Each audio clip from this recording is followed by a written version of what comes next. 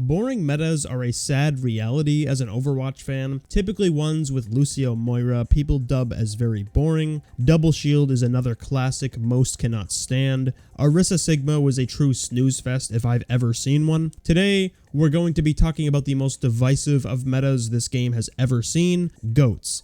Being the worst offender of boredom in my opinion. Our perspective will be more from a viewer's eyes rather than the competitive standpoint, since let's be real, viewing pleasure is at utmost importance while watching anything. We're also going to be looking at a player who was a massive carry for this meta, but not in the way you'd think. As Overwatch League 2018 came to an end, looking back, it confuses the absolute hell out of me. Players somehow overlooked how powerful Brig was as a hero, and to my understanding, Mickey on Dallas Fuel was the only person who was really using that hero at the end of 2018. Brig created plentiful amounts of problems. Tracer was actually a throw pick. You could not do anything if the other team had Brig. Any play you attempted would be shut down immediately from a single shield bash. Genji was worthless. Winston became overly difficult to use. Anyone who liked watching those heroes or even playing them just could not have any fun, which sounds like amazing hero design to me. You create an even bigger problem to fix a game's current problems. How smart is that? What she also did was reinforce the power of GOATs, also known as triple tank, triple support, Zen, Brig, Lucio, Zarya, Rein, Diva, with some teams swapping out Diva for Sombra. Others would also try replacing Rein with Windstone, but generally speaking, most teams would do traditional GOATs, that having Reinhardt and Diva in it, especially from the top teams in the world. Even if your team was terrible at GOATs and the thought of attempting anything else came into your mind for a single second, you would proceed to get ass blasted. You had to play this comp at the beginning of 2019 Overwatch League. Even in ranked lobbies, GOATs was always played at the GM level. As stage 1 of 2019 started, our pants were soiled, ready for more competitive Overwatch fun, slowly understanding GOATs was going to be the meta right off the rip. But don't worry, it's obviously gonna go away, right? London was being looked at as a top team, considering they won the previous season. NYXL was a good team at this point, and another franchise that also became dogshit over time, Vancouver Titans, had a very eye-opening roster. Picking up the entirety of Runaway, a contenders roster in Korea, having some of the most classic players many know, such as Lee Jae-gon, Hisu, Yaki, Gangnam Jin, Mag. It's also great to see the mom and pop org return for Champion Series, by the way. Shoutouts to them. 2018 Runaway wanted to be picked up together, typically a risky move, but Vancouver Titans bit into that cookie, having a giant roster of Hacksaw, Stitch, Janu, Twilight, Slime, Sominsu, Hureg, and Bumper. These guys were fantastic throughout 2018 contenders. They were absolutely pounding. Most of them could have been picked up for the inaugural season of Overwatch League, but were hellbent on sticking together as a core, waiting one extra year for everyone to be of age. It's a true ride or die mentality if I've ever seen one. Obviously, people looked at them with skepticism, picking up an entire roster of rookies. It's never gonna work. There's too many variables. These idiot kids are nothing to Jonak and friends. So Runaway came in to prove everyone wrong. By the way, yes, built in one, pushes right into their face, another ultimate. Away now. Is there a charge? Bumper misses the charge. He was trying to find a kill, but then he goes for the shot. See, he's played Knifey Spoony before. Have one of his own in just a moment. Sinatra, grab gonna be online, answering Shatter, manages to find Sominsu into the front. The Transcendent's gonna be coming down for Twilight, but Sinatra still holding onto the grab. Answering grab coming through from Vancouver, locks him in the sound barrier. Sound, it's gonna be the bomb coming in from Janu. Oh my God, a kill! He does it again! Where is he gonna just use it? Mind games.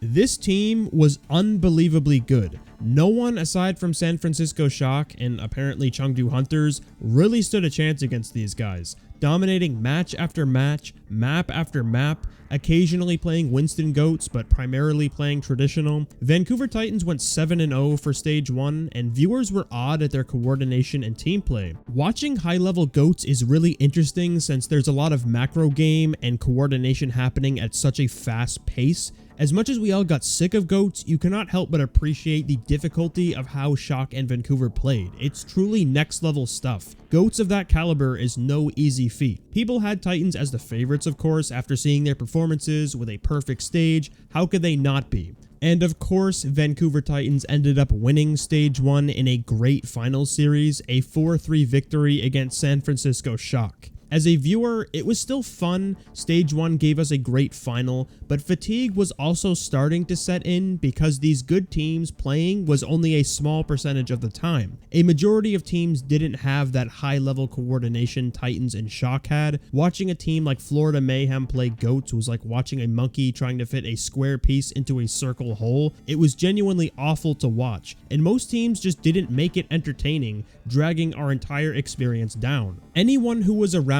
back then understands when we say Goats was meta, we truly mean it. Every map, every point, all Goats, all the time. As Stage 2 was going on, even top level Goats started to become boring. 7 more matches played by every team. It was the same thing over and over again. Alcoholism started. Using these matches as NyQuil became a viable strategy in day-to-day life. But the reason Vancouver Titans is so important to this story, aside from being a top tier team, is due to the player I mentioned earlier in the video, Bumper. The shatter, you have full control of this choke point. Here's the flank. Oh no! About how to use self-destruct. He talked about how you should put it behind. Oh no!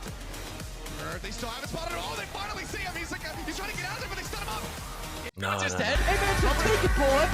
No, Bumper just turbo fed. Bumper just turbo. You crazy fucking idiot. This guy was something different. His playstyle was really interesting, to say the least. Surely for everyone on the Titans, trying to keep up with his aggressive play was really tough. Granted, they did a fantastic job with it. This clip from a bald, middle-aged man highlights it perfectly. Bumper here. It's crazy shit. Bumper takes the bubble. They've got Rally going as well. Bumper gets EMP'd, but Twilight and Slime survive. So they're trading damage. Bumper gets nano boosted. He's also getting healed as well. He's on the floor. Twilight uses his biotic nade and is getting shot at. Slime switches over to health, as well as Haxal coming and giving him armor pack. So he gets biotic nade, health from Slime and Twilight, and the armor pack, and he's nano boosted, and he gets the bubble just as he gets pinned. That clip wasn't a moment of him feeding, but to show you the level of coordination Titans had to allow for Bumper's play. The style Bumper had wouldn't have worked on any other team, and mostly anyone would agree with that. For the opposition, I can imagine the unexpected playstyle threw people off, being one of the hardest aspects of Titans to deal with. And not only this, but as a viewer, it made Titans matches much more exciting to watch, especially if you were a person who was starting to get fatigue of seeing the exact same comp on repeat.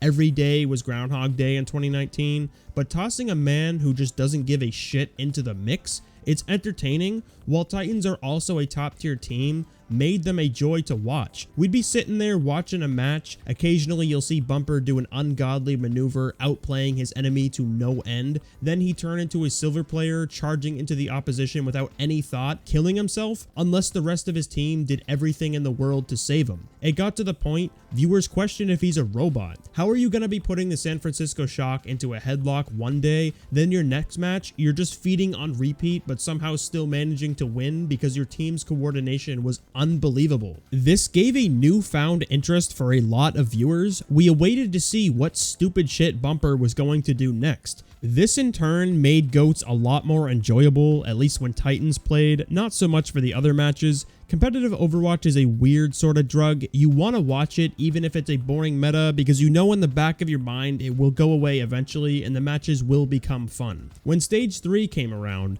the only team I could really stand to watch was Vancouver due to the stupid plays, and the Shanghai Dragons, who eventually found the counter comp to Goats, inevitably winning that stage. And to my understanding, most people were in that camp. Initially watching Goats was a good time, especially if you were one to appreciate the teamwork going into every fight. But as I said with shit teams playing Goats, it wasn't fun for anyone. In my eyes, Bumper was straight carrying Stage 2 and 3, Was he the best individual Rein player? Of course not. Super was definitely the best Rein during 2019. Bumper's actual skill level is a controversial topic. Like, how many of you think Bumper was truly a top tier Rein? Or was it more on his team's coordination that made him good? Make sure to leave a comment about that because I am curious of your thoughts on it. Goats was a team comp that's more coordination dependent rather than mechanical skill. Like, you didn't need to be the best Rein or the best Diva. Obviously that helped you, but the coordination made everyone look good, and Vancouver clearly had that. The reason I say Bumper was carrying is because he carried a lot of the onlookers' sanity, creating so many memorable moments throughout 2019 through genuine stupidity, absurd plays, aggressive moves. Like, sure, it looks stupid. Oh, haha, the rectangle man is sitting behind a wall waiting for a team to walk by so he can shatter them, or charging into a team to sacrifice himself to the gods.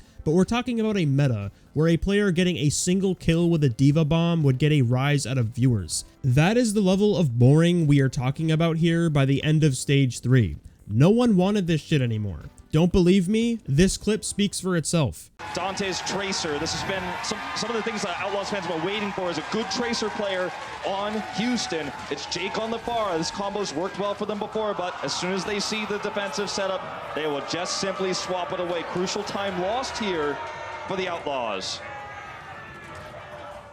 Thankfully, we had Bumper to do these ridiculous moves and keep everyone interested in what was happening. It worked on me for sure. My IQ lowered day by day as I waited for the Vancouver match to turn on and drool on myself as I see the silly man destroy everyone. One of the best competitive Overwatch matches of all time came from Vancouver versus Chengdu Hunters. Just a regular season match, nothing special. Granted, this was during Stage 1 where people weren't tired of goats yet. I just wanted to highlight this match due to the ridiculousness we got to witness. If you've never seen this one, I'd actually watch it. A 5-map powerhouse series of absolute nonsense. We got Among playing this weird comp with Wrecking Ball with a mix of goats, actually making it close against the top team. Stuff like this made goats more enjoyable to watch, and why people in general love watching Chengdu, Vancouver 2019, even Shanghai in 2019 due to how overly repetitious each match was, with almost every team playing the exact same thing. Vancouver was more special in a sense of them giving us entertainment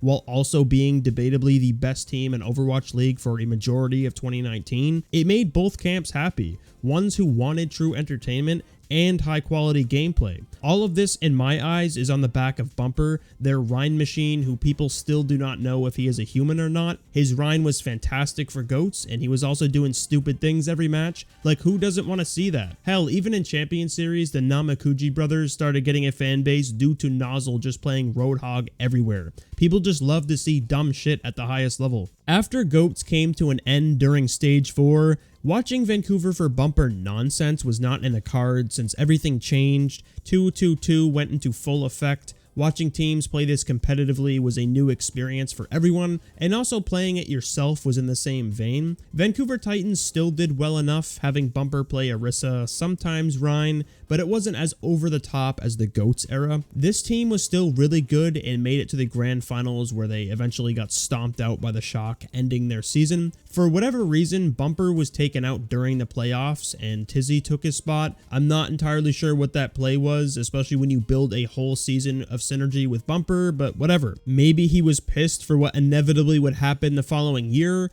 I don't know. With all the great players coming out of 2019, we all remember Bumper as that guy, the one who gave us entertainment during the most boring meta of all time, mainly because it lasted so long. He made this incredibly depressing moment in history that much more interesting as a spectator. Bumper ended up leaving Vancouver for unknown reasons after the 2019 season. I'm assuming the drama was already beginning for what we now know as the implosion in early 2020, where all those players had a conflict with management, not providing necessities for practice or even living conditions. Of course, the pandemic hit, also making this a much larger issue, where in turn all the players and coaches were dropped for this random contenders roster, having a very bad season after that. I'm genuinely shocked no one else picked up Bumper for the 2020 season. Clearly he is a talented tank player, obviously over aggressive, but not enough to turn him down. Maybe they could have played him on main support or even off tank, because he also played those roles at one point as well.